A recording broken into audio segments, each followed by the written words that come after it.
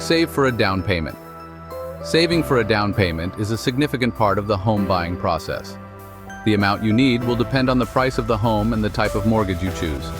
Generally, a larger down payment can help you secure a lower interest rate and reduce your monthly mortgage payments.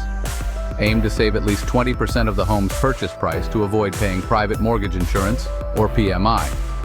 However, there are various loan programs available for first-time buyers that require lower down payments, such as FHA loans, which typically require as little as 3.5%. Explore your options and choose the one that best suits your financial situation. Start saving as early as possible and consider setting up a dedicated savings account for your down payment.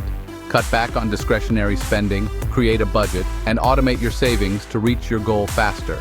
Remember, the more you save for your down payment, the more flexibility you'll have when it comes to choosing your home.